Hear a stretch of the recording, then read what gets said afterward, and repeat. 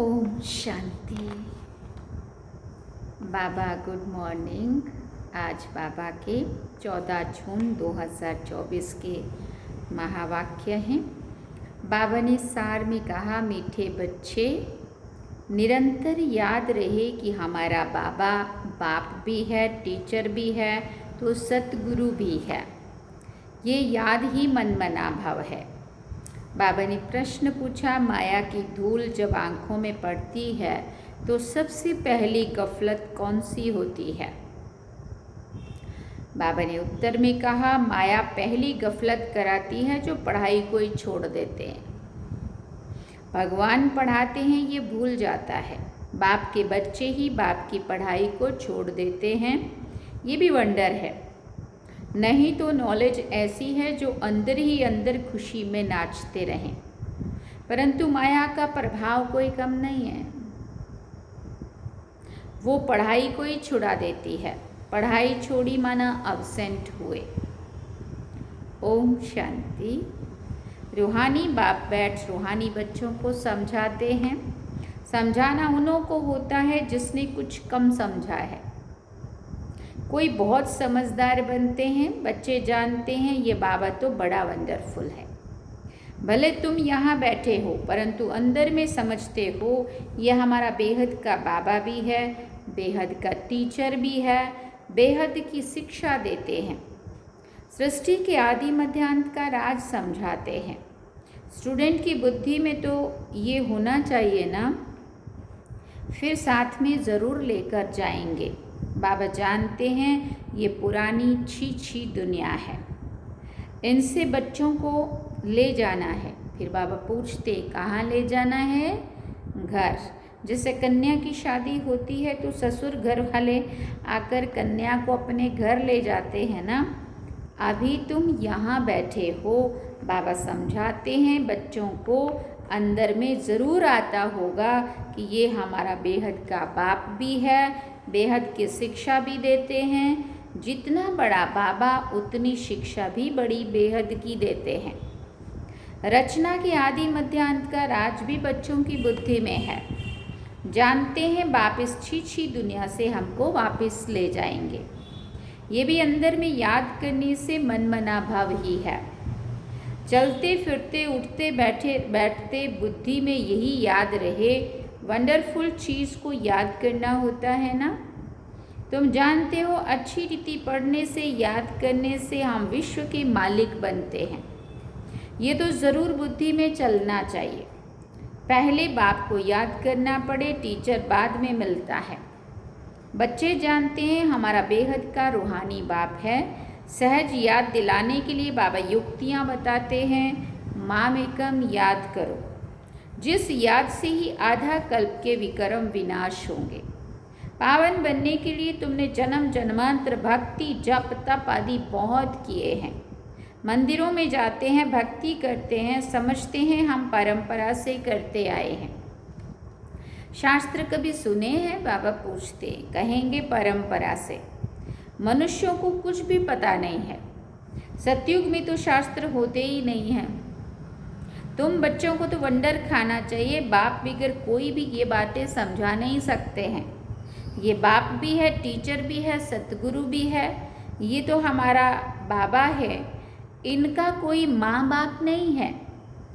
कोई कह नहीं सकते कि शिव बाबा किसी का बच्चा है। ये बातें बुद्धि में घड़ी घड़ी याद रहे, यही मनमना भव है।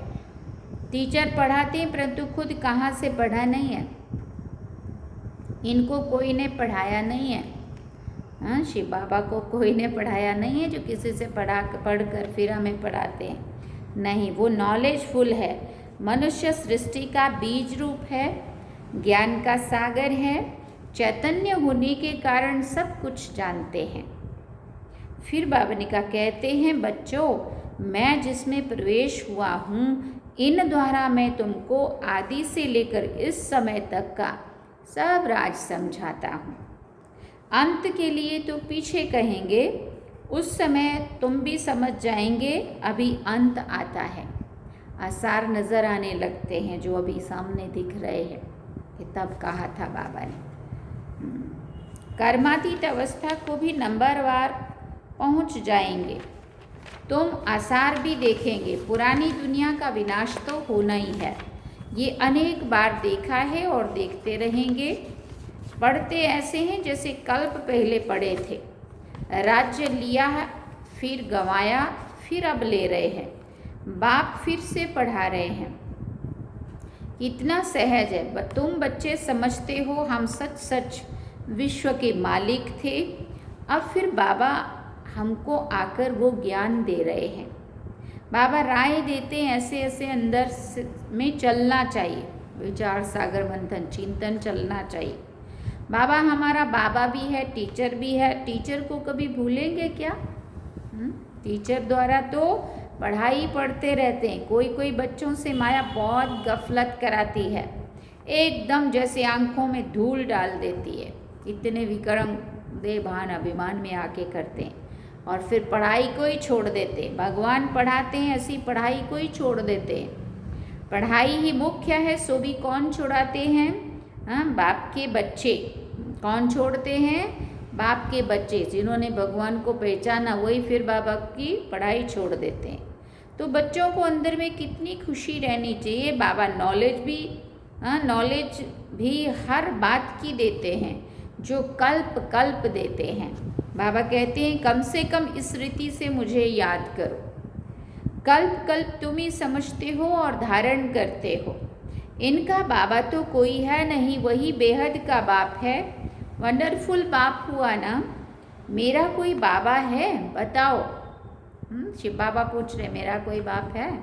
बताओ। शिव बाबा किसका बच्चा है? ये पढ़ाई भी वंडरफुल है, जो इस समय के सिवाय और कभी पढ़ नहीं सकते हैं। और सिर्फ तुम ब्राह्मण ही पढ़ते हो।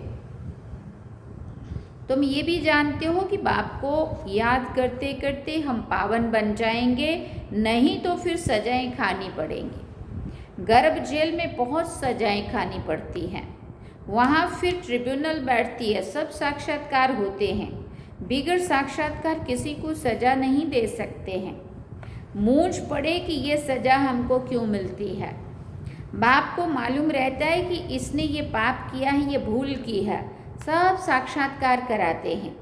उस समय ऐसा फील होता है जैसे कि इतने सब जन्मों की सजा मिल रही है। ये जैसे सब जन्मों की इज्जत गई।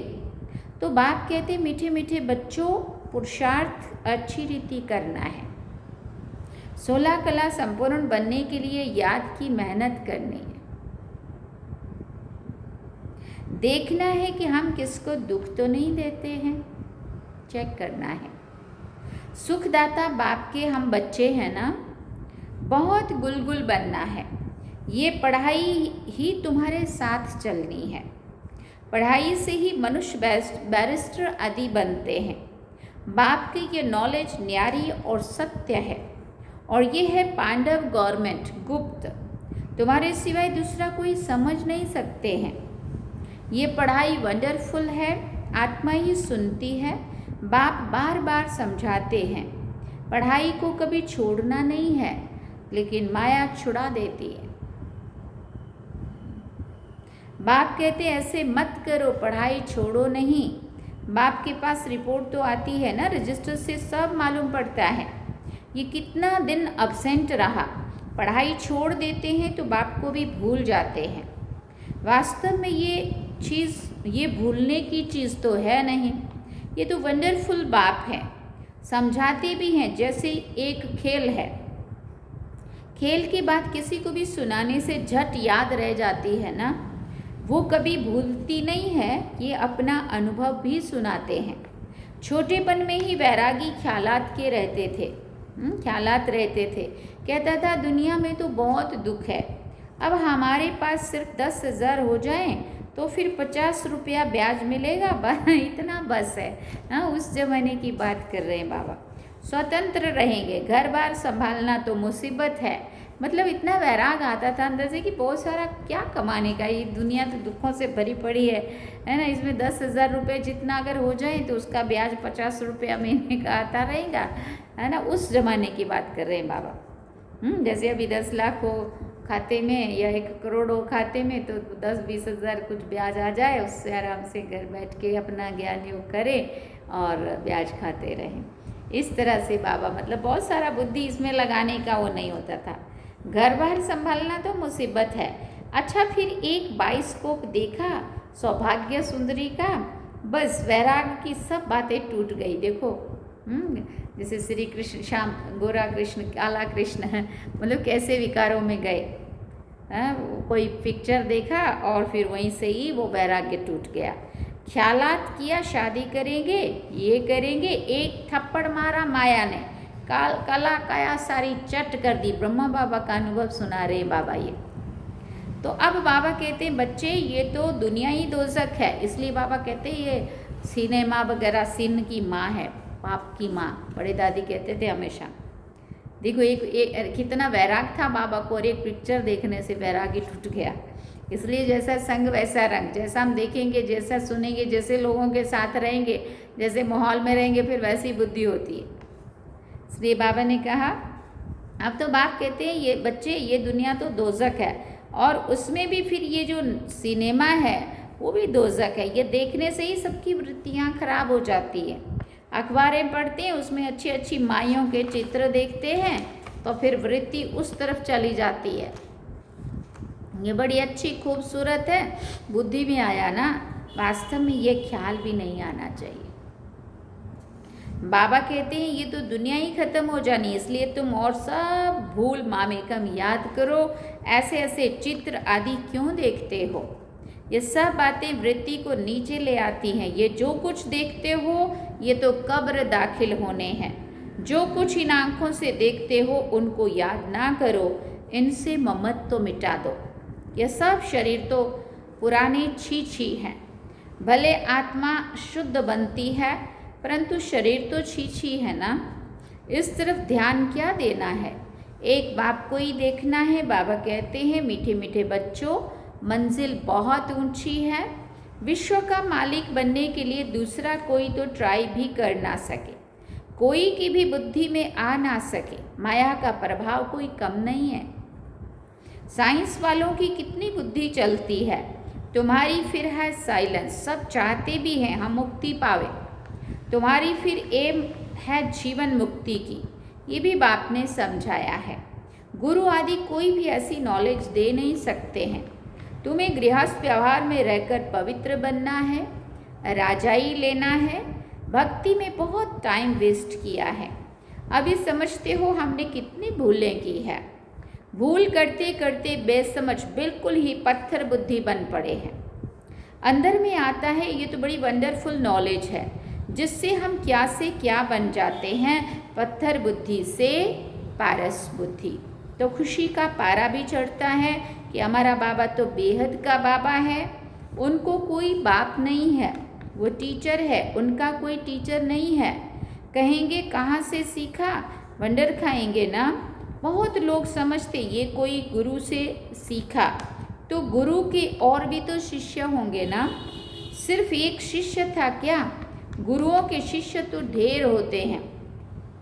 आगा खां के देखो कितने शिष्य हैं। गुरुओं के लिए कितना अंदर में मान रहता है, उनको हीरो में वजन करते हैं। तुम ऐसे सतगुरु को किस में वजन कराएंगे? फिर पूछा बाबा ने। उन दुनिया के गुरुओं को हीरो में वजन करते, तो बाबा कहते तुम सतगुरु को किस में वजन कराएंगे? ये तो बेहद का सतगुरु है, इनका वजन कितना है? एक हीरा भी नहीं डाल सको। ऐसी ऐसी बातें तुम बच्चों को विचार करनी चाहिए। है ही बिंदु। ये तो महीन बात हुई ना। भले ये तो सब कहते रहते हैं हे ईश्वर, परंतु ये थोड़ी समझते हैं कि वो बाप, टीचर और सतगुरु भी है। तो ये तो साधारण रीति से बैठे रहते हैं। ये ऊपर संदली पर भी इसलिए बैठते हैं कि मुखड़ा देख सकें। बाकी बाबा को ऐसा भी नहीं है कि ऐसे ऊंचाई पे बैठूं। बच्चों पर प्यार तो रहता है ना। इन मददगार बच्चों बिगर स्थापना थोड़ी करेंगे। जास्ती मदद करने वाले बच्चों को ज़रूर जास्ती प्यार करेंगे। जास्ती कमाने वाला बच्चा अच्छा होगा तो ज़रूर ऊंच पद पालेगा। उस पर भी प्यार तो जाता है ना। बच्चों को देख देख कर हर्षित होते हैं। आत्मा बहुत खुश होती है। कल्प कल्प बच्चों को देखकर बहुत खुश होता हूँ। कल्प कल्प बच्चे ही मददगार बनते हैं, बहुत प्यारे लगते हैं। कल्प कल्पांतर का प्यार जुट जाता है। भले कहाँ भी बैठे रहो, बुद्धि में बाप की याद रहे। ये बेहद का बाप है, इनका कोई बाप नहीं, इनका कोई टीचर नहीं, स्वयं ही सब कुछ है, जिनको ही सब याद करते हैं। सतयुग में तो कोई याद नहीं करेंगे। 21 जन्मों के लिए बेड़ा पार हो गया तो तुमको कितनी खुशी होनी चाहिए। बस सारा दिन बाप की सर्विस करें, ऐसा बाप का परिचय दे। बाप से ये वर्षा मिलता है। बाप हमको राजयोग सिखाते हैं और फिर सबको साथ भी ले जाते हैं। सारा चक्र बुद्धि में है। ऐसा चक्र तो कोई बना ना सके। अर्थ का भी किसी को पता नहीं है। तुम अभी समझते हो बाबा हमारा बेहद का बाबा भी है, बेहद का राज्य भी देते हैं, फिर साथ भी ले जाएंगे। ऐसे ऐसे तुम समझाएंगे, फिर कोई सर्वव्यापी नहीं कहेंगे। वो बाप है, टीचर है, तो सर्वव्यापी कैसे हो सकता है ना। फिर बाबा ने कहा बेहद का बाप ही नॉलेजफुल है, सारे सृष्टि के आदि मध्य अंत को जानते हैं। बाप बच्चों को समझाते हैं, बच्चे पढ़ाई को भूलो मत।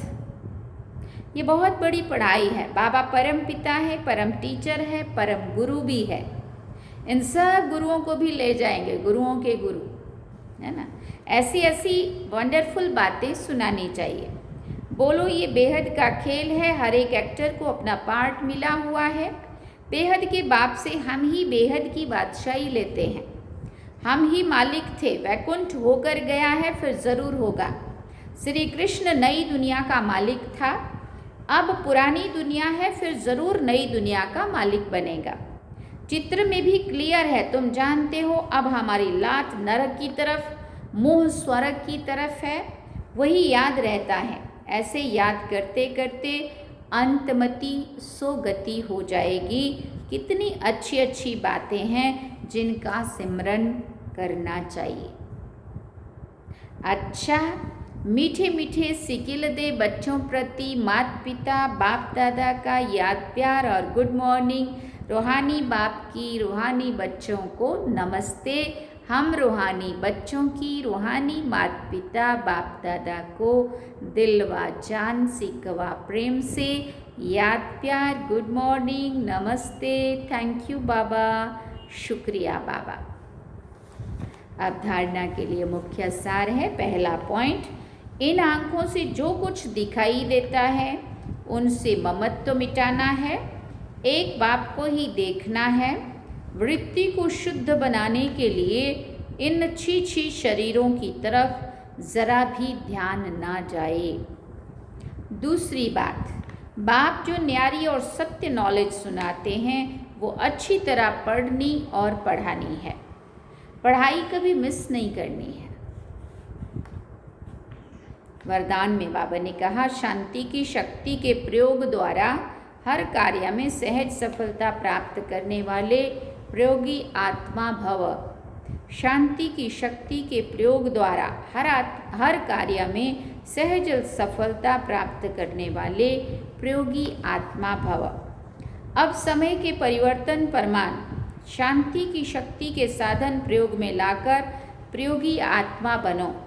जैसे वाणी द्वारा आत्माओं में स्नेह के सहयोग की भावना उत्पन्न करते हो, ऐसे शुभ भावना स्नेह की भावना की स्थिति में स्थित हो, उन्होंने श्रेष्ठ भावनाएं उत्पन्न करो।